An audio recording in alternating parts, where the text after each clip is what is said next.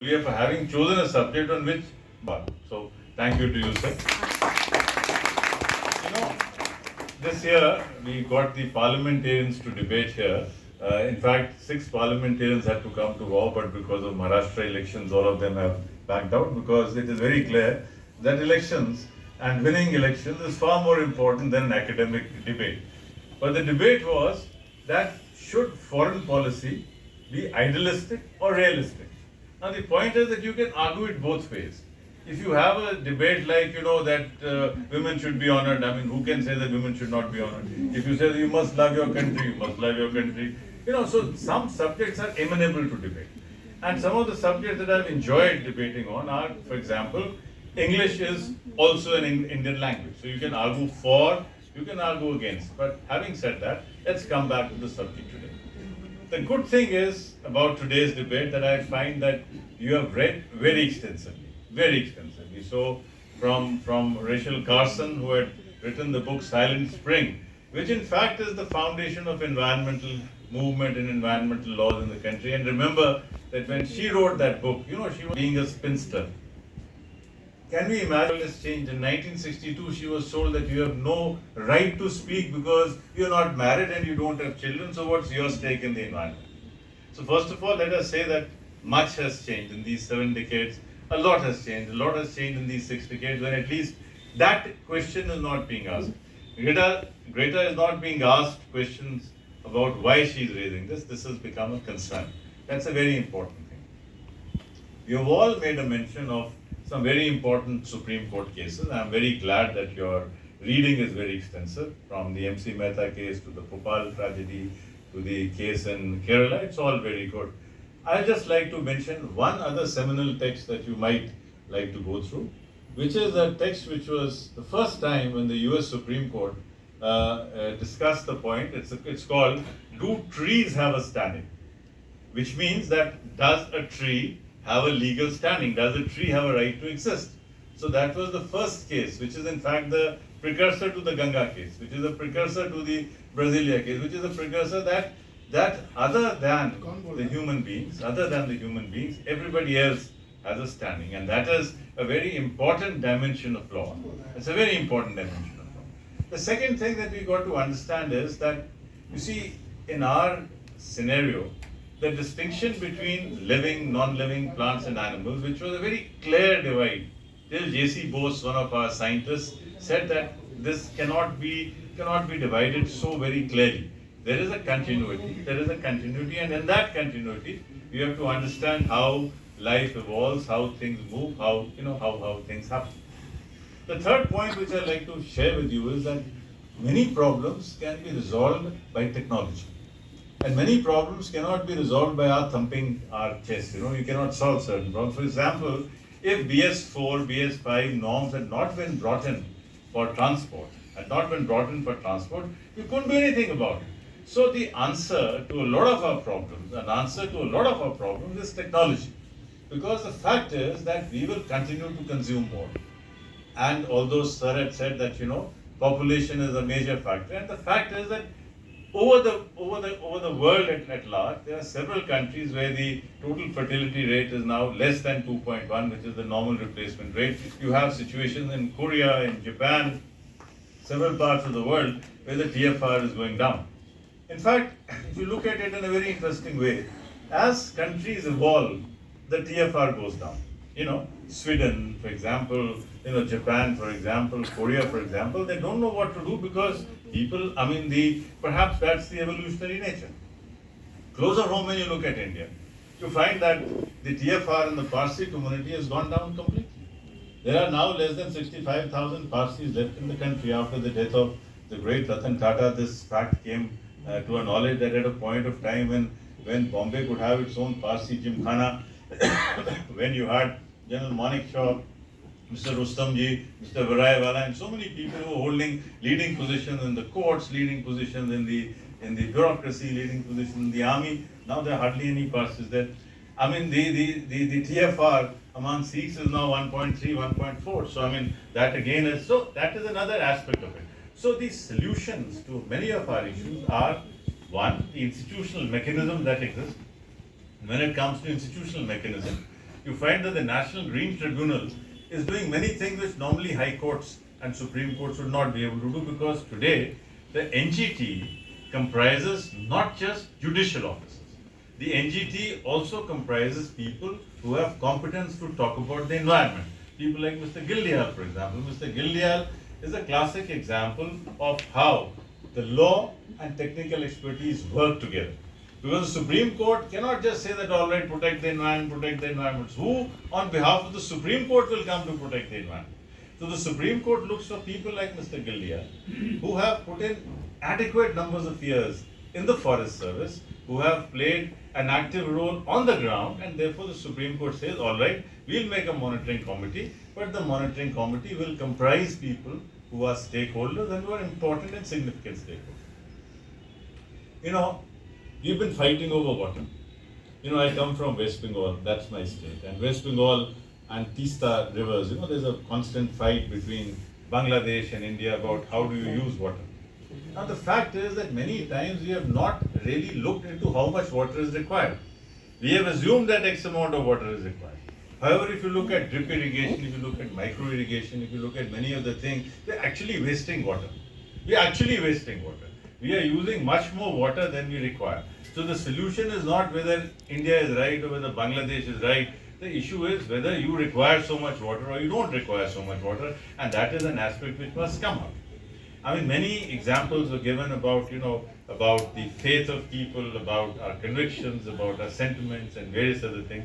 And yet we must realize that at the end of it, there must be an economic proposition which should be able to resolve problems. For example, I come from Punjab, and it is very easy to say that why do farmers do stubble burning? Because they have no other option. And what do? I mean, and this is something which will confront all of us. You know, as long as it is only theoretical that, you know, do this, do that, it's fine. But if you're supposed to pay for something that is good, you know, I like the environment. I'm willing to pay 10 rupees for the environment, everybody will say. If I say that, all right, are you all willing to put 100 rupees for the environment? You'll say yes. If I say, are you willing to put 1,000 rupees for the environment? You'll say, students हैं, कहाँ हैं हमारे पास 1,000 रुपया? I mean, आप दीजिए, आप बड़े लोग हैं. All right, Mr. Dhulia and I and Chandola ji and Mrs. Nautiyal will say, okay, Commander Negi will say, pension ठीक ठाक है, we'll give 10,000 rupees. But if it comes to 1 lakh rupees, they'll say, नहीं, आधी pension चली जाएगी. We can't give that money. So there is always a correlation between our ability to pay, and then the larger question comes up, if it is a public good, who should pay? Now my proposition here is that if there is a technology which can address stubble burning, if there is a technology which can address stubble burning, and this is going to benefit whom? It's going to benefit the entire population of Delhi, it's going to entire the population of Punjab, it's going to benefit the population of Haryana. So why can't the governments of Punjab and Haryana and Delhi come together to pay for those technologies, to pay for those baling machines, which will ensure that the bales are done, that the baling can be done, and we can save both the environment and we can save farmers' interest. You see, law and society, they both have to go hand in hand. In fact, one of the things which I felt in this debate was that you didn't argue your points as forcefully as I thought you would have. Because in a debate you can't say that this is also right and that is also right. In a debate, you have to be single-minded focused, even when you know that what you are saying may not be, there is a difference between what you feel. And in a debate, it's not supposed to what you feel. I mean, both sides will have a point of view, but as a debater, essentially as a debater, you must have one point of view and you must carry that point of through. You must carry it through. I mean, that is the whole point of debating. That is why in some debates you also have a turncoat round, where you argue for and then you argue against. The whole purpose of a debate is apart from getting a lot of knowledge, apart from getting a lot of information, is also to hone your argumentative skills. And as budding lawyers, you have to hone your argumentative skills, because half the time you would know that what you are arguing for is not right. Because you will have to argue for your client. You may agree with your client, you may not agree with your client, you may have an ethical point of view, whatever it is, but there will be people who will argue for Coca-Cola, there will be people who will argue for for dams, there will be people who are arguing both sides, and it is every person's right to be represented. It is every person's right to be done. And when you play the role of a judge, then comes the real thing where you have to weigh and examine arguments from both sides, and then you have to come to a considered decision. And when you come to considered decisions, as you've seen in some of the recent judgments, you've seen the recent judgment on the Aligarh Muslim University case, a very finely contested argument. You've seen the argument of in this larger bench, about the right to property, where I'm very glad that my very dear friend Justice Sudhanshu Dhulia gave a view in which he said that, look, you cannot completely ignore Justice Iyer. I mean, Justice Krishna Iyer had made a very valid point. And so, while it is true that the majority will prevail, it is not important what will prevail. What is very important is also to see the ratio of the argument. When you see Hidayatullah's case, in that Privy Purse case, you find that he has argued both sides. As a good lawyer, he's argued that why this should happen, why that should happen, and then he comes to a conclusion. That is exactly what we look forward to seeing from you. You're all budding lawyers, you're all budding judges, you're all budding practitioners of law. So I wish you the very best, and I'm sure you will do very well. Himanshu ji, kitna time ho raha hai? I can't go on and on. No, I can't go on. Please tell them to, right? I mean, there's a limit to the amount of gas that May I request President? Youngster, do you have any questions for Dr. Sanjeev Chopra? Yes. Okay, wonderful. I didn't think that I would ask questions. Yes, Mr. Bansal. Yes, Ansari. Yes. Please get up. I want to ask, are you in the favor or against the motion? What do you think? I am the president. I am the president. Presidents are not supposed to have individual opinions. I will go by whatever the judges say. You see, and that is parliamentary democracy. Miss Draupadi Murmu has no opinion. She has the opinion of whatever the Prime Minister requires. So I will go by whatever the three judges come to. I will not risk the reputation of the president on this question. Right? Okay. So it's a volley. I reject it. Thank you, sir. Yes, sir. Yes, sir. Yeah. See, I made a mention of population growth. I have been mentioning it at various places. If the government can ruthlessly take control of the population growth, I think the many ills will get taken care of. So your voice can be heard, your voice can be listened by the government and various other forums. So I would request you to kindly focus on the population growth. It has to be reduced ruthlessly to take control of many things. So in my humble opinion, and I'm sure demographics will hold me right, India has already reached a stage, and many states in the country have already reached a stage where the TFR is less than 2.1. In fact, that is the big debate in the whole of South now. Chandrababu Naidu and all these people are saying have more children, but that's not the way to go about it. Because China has done that. China has tried to have that one-child policy. That has also not worked. I personally feel, sir, that it's a right which people have. I mean, they have to decide whether they want to have.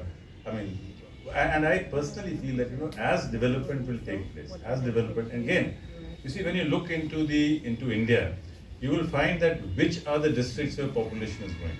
Population is growing in our aspirational districts. So districts which have a high poverty rate, they're the possibility of having higher children. I mean, we've all grown up in families where our grandparents had 4, 5, 6 children. I mean, my father had 5 brothers, right?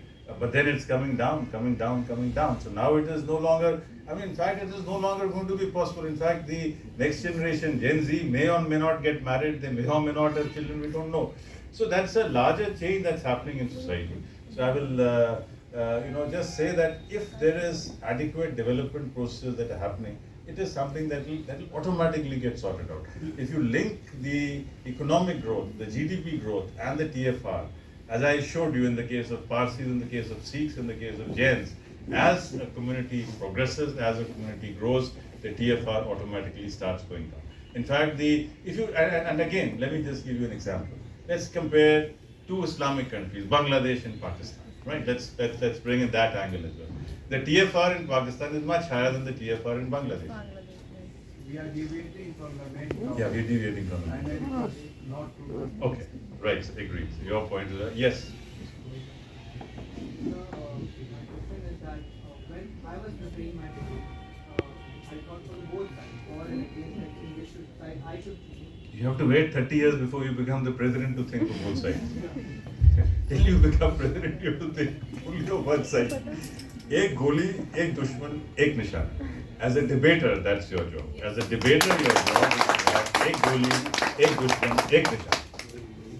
The main problem I faced in this topic was that when I was talking about case law, that is the issue of adjudication between the problem that is created by the law and the people of the citizen. The question that was coming in my mind that shall I, standing for the motion, use the case law as a perspective that it is because of the common sense. Because you can also say that it's because of the laws, the is able to do everything. And you can also say because the people raise their voice at the center, because of that education was able to. Actually, both will work in tandem, right? You see, you cannot have laws without people having any. You see, some of the arguments that came up.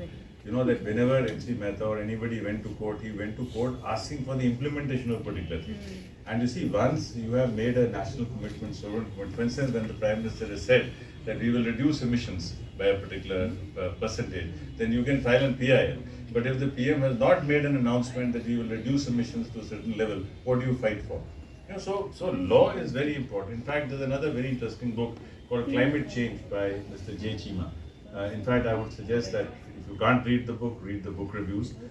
So that is a book which talks about how in fact, that entire thing about Stockholm and Paris Agreement and everything has been documented. The fact is that we are moving towards a better system. Ozone example was given, that how we've been able to control that. I mean, because of the Forest Survey of India and FRI and other things, we've been able to do it. So it is not that things are going wrong. It is just that things are not doing as well as we expect them to be. Please sit down. And I'll tell you another very interesting thing, which is the big debate between the Malthusians and the Prometheans. Malthus, Thomas Malthus said that, the world will have a little bit of a crash and a clash because people are growing much faster, much higher than the ability of the world to feed itself. That argument is gone. Because it is not how much as people grow, the productive ability also grows, right? So you have with all the consequences of various technologies, the fact is that we can feed many more people today. And this is itself, so Prometheus became Prometheus. Why did Prometheus? Because he stole fire from the gods. When Prometheus stole fire from the gods, that was the moment when we learned to cook food. Because there was a scenario, there was a time when we did not know how to cook food. Actually, some of the greatest inventions have been fire and wheel. Because the fire and the wheel brought a major transformation in our thought process. Because before fire, we could not have preserved food. Right? So because we were able to preserve food, so that's the Promethean argument, that whatever might happen, we will always have a way, we will always find a solution to the difficulties we have. Until such time as a difficulty comes, we will not be able to solve it. Let me tell you that at the beginning of the last century, London was one of the most polluted cities, with horse carts and horse shit and everything. That's how the London Underground came up. Now today you cannot say that you don't need a metro. Whenever you have a scenario, when you have a development, then there will be negatives also. We cannot imagine a world where there will be only positives. There will be no need for any lawyers if the world only had positives. You must ask for some conflict, because without conflict, आपका profession बंद हो जाएगा. एक छोटा सा question है sir. I believe this is some sort of a cyclic argument कि it is the government that is responsible for this environment. The government comes to the people. If the government is not going to take responsibility of the people to change the government or take any further action, so as an ex-administrator, who do you think are the owners is more majorly followed? See, you sort of try to create a watertight compartment. That watertight compartment does not exist. That watertight compartment does not exist. It's a continuous, it's a flow, and it's like everything else. Everything is a flow.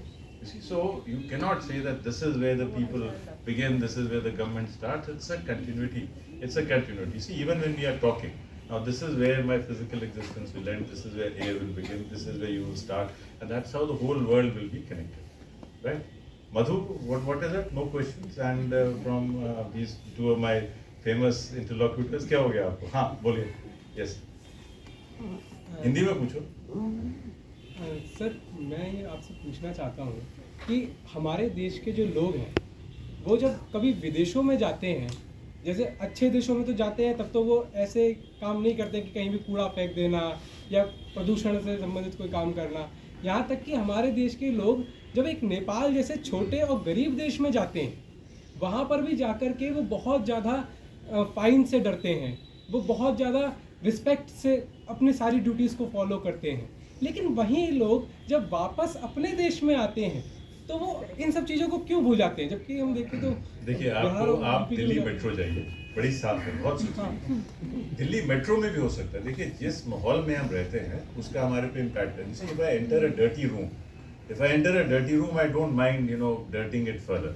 But if I enter a very clean room, then I like to keep it nice and do not take it otherwise. But tell me, you see, when you go to a Sikh Gurudwara, it is very, very clean. It is so clean. It is so clean that you do not, automatically you follow the norms, you follow the queue, you follow everything. और जितने लोगों को गुरुद्वारे में खाना खिलाया जाता है, अब देखिए 24 घंटे लंगर लगा रहता है Amritsar, right? And you see the cleanliness there. That is because everybody is clean. Because everybody is clean, you do it. Because everybody in Amritsar is following the line. To go to the sanctum sanctorum, you do it. But in many of our temples, you find it that line lagi hui hai, phir hum ढूंढ कर रहे हैं. And when you find 5 people doing it, then you say, why should I not do it? So largely a lot of questions are also about systems. About, मैं आपको एक example देता हूँ. Whether it's I'll give you a real life example. I was in Jalandhar, I was studying in Khalsa College, Jalandhar, Punjab. हमारे पंजाब में कोई line की Q का कोई सिस्टम नहीं था. मतलब बस आती थी और झगड़ा शुरू हो, कोई इधर जा रहा है उधर जा रहा है. In fact so much so that they had to have separate buses for boys and girls, because girls का उस बॉयज की बस एक कोएड बस होती तो संभावना ही नहीं थी कि लड़की ठीक ठाक बस के अंदर पहुंचे. So there used to be 2 buses that would come, one for boys and one for girls. इसी आदत को लेके मैं बॉम्बे पहुंचा जब 1 मार्च 1982 को, when I joined as a trainee journalist, तो I came out of my office and मैं जब देखा बस आई तो मैं दौड़ा बस की तरफ. I found that everybody is looking at me, देख रहे हैं मेरी तरफ, क्या हो गया इसको. तो मैंने भी रुका. I realized कि वहाँ पे हर 5 मिनट में बस आ रही. तो best, that is the Bombay Electricity and Urban Supply, every 5 minutes there is a bus, from the point to another point. So when you realize कि अगली बस आएगी 5 मिनट में, तो you want to be patient and you want to follow the law. But if you think that law will not be followed by A, B and C, then you decide that why should I follow the law? So that is the larger issue, why you follow law and why you don't follow the law. मैंने तो देखा है कि लोग कहते हैं कि air traveller ज़्यादा अच्छे होते हैं बनस्पत सेकंड क्लास ट्रैवलर के, थर्ड क्लास ट्रैवलर के. यहाँ पॉइंट ये है कि जब तक आपको पता है कि फ्लाइट है तब तक तो सब ठीक है. अगर फ्लाइट डिले हो गई और जैसे कुछ दिन पहले हुआ जब इंडिगो का पूरा सिस्टम क्रैश कर गया, तो जो एयर ट्रैवलर्स थे उनका बिहेवियर, रेलवे स्टेशन के ट्रैवलर का बिहेवियर, ISBT के ट्रैवलर का कोई फर्क नहीं रहता. और ये मैं आपको गारंटी दे सकता हूँ कि स्वीडन में भी ऐसा नहीं रहेगा, क्योंकि जब तक आपके पास बहुत चीज़ें हैं, as long as there is abundance, our behavior is of one nature. When there is a shortage, our behavior is of a different nature. So that is something that we have to understand. So we have to create systems जिसमें abundance हो, and we have to create systems जहाँ पे चोरी की गुंजाइश ना हो. मैं आपको एक एग्जांपल देता हूँ. अब आप अगर यूपीएससी में प्रीलिम्स एग्जाम दे रहे हैं तो आप चाहते हो भी किसी की मदद नहीं कर सकते. आप किसी की मदद करेंगे तो you are doing it at your peril. So you will help people only as long as it does not affect you, right? So we have to design systems by which these things are weeded out and we get into a better system. Yes. So sir, given your experience in administration, the debate was about the same question which came was the enforcement, which is true enforcement issue in India, but also Everywhere in the world. Yes. So sir, what are the policies that should be implemented that enforcement should be seen in India and all over the world? You see, it takes time. it is not so easy. And I'll tell you. You see, it is all a question of demand and supply. Your generation is very fortunate. You have not seen what black money was. You have not seen what black economy was. In fact, जब हम, I am sure हम सब जो इधर हैं इस side में, हमारे टाइम में हम I think 4th 5th class में थे जब हमें पता था कि चीनी का रेट 2 रुपए है और ब्लैक में 10 रुपए की मिल रही है. Cinema ticket, can you imagine buying a cinema ticket on first day, first show? अगर 1 रुपए की टिकट है तो Himanshu has paid 10 rupees for that show because he's very fond of film. Am I right or am I wrong? Maybe you would have got it because your father was that. But the fact is, अच्छा, Vespa scooter एक होता था. आजकल तो नहीं है. Vespa scooter बेकल 2 या 3 हज़ार का मिलता था. जो लोग हम आर्मी BSF में थे, वो निकालो स्कूटर और उसको जाके अब 6,000 में बेच दो. मारुति कार का तो मेरे पास साक्षात एग्जाम्पल है कि मारुति कार 40,000 रुपए की थी 1984 में जब मारुति कार शुरू हुई और आप कार निकालिए और 1 लाख रुपए में उसको बेच दीजिए. That was the situation. It is not that people were good or people were bad. It is just a question of demand and supply. It's a question of demand and supply. If the demand and supply is somehow matched, you see, आप बात करें ये जो mobile phone है ना, आजकल तो everybody Airtel कह रहा है take my SIM, take my SIM, take my SIM. You ask your grandfather or your grandmother, telephone department वाले जो लोग थे वो तो देवता समझते थे अपने आप. दिवाली के समय में आते थे, कहते नमस्कार सर दिवाली है तो चल ले जाओ भाई ले जाओ, नहीं तो आप पता नहीं आपका कब टेलीफोन कट जाता. So a lot of things have changed. Things have changed because today the mobile phone is after you. And you will agree with me कि आगे टेलीफोन लगाना was a status symbol. Telephone, getting a private telephone was a status symbol because it was not available. So a lot of things keep changing with time. So we have to, and we are moving into an economy of plenty. When you move into an economy of plenty, our natures change, right? It's got less to do with human nature. It's got more to do with the environment around us and all these things. Yes, Retd. Like little out of context from the today's debate. So like there's a lot of decolonial ideological wing rising these days, and there's an argument stating that bureaucracy is a colonial import. So I wanted to know what's your opinion on it, and internally do you guys recognize this argument? देखो ऐसा है कि I'll speak to you in English. You see, the first references to bureaucracy come in Arthashastra of Kautilya. You see, even in the Arthashastra of Kautilya, there was a head of agriculture, there was a superintendent of, in fact, there was a specific name for the superintendent of forest, superintendent for elephants, tax collector. So all these things have to be there. Whenever you have a state, what is a state? A state is a state because it has a permanent army and it has a permanent bureaucracy and it has a priesthood. Right? So these are today priesthood would be think tanks. Today's priesthood is think tanks. So you have, these foundations. So these have always been there.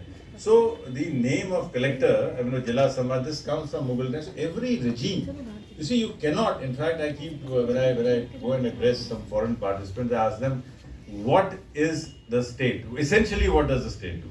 Essentially, the state collects taxes. Because you cannot run a state without taxes. And the person who collects the tax is a bureaucrat. He's called the collector. In lieu of collecting those taxes, he maintains a law and order. He gives you your land record and he gives you a certain guarantee that all right, this land belongs to Reddy and it does not belong to Madhu. Right? So that is what the law does. So they have always existed from times immemorial. So states and bureaucracies will go together. Now, as far as the colonial bureaucracy is concerned, the fact is that changes in bureaucracy are always gradual.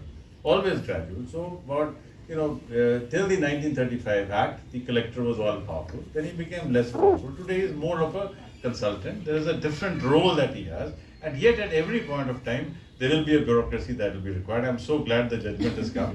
So I take priority. But thank you very much. It was a real pleasure. And I must thank Mr. Mukesh, Mr. Gildial and Mr. Garola for producing whatever judgment. And I must say that, you see, on the 16th and 17th, we are having a major literature festival, Valley of Words. Mr. Garola is here, Mr. Gildial will be there, and Mr. Lokesh. Three of them who are present here in the hall, they're there as panel members. So all of you are welcome, and I look forward to meeting you again. But let me again congratulate you for a lovely day. Thank you.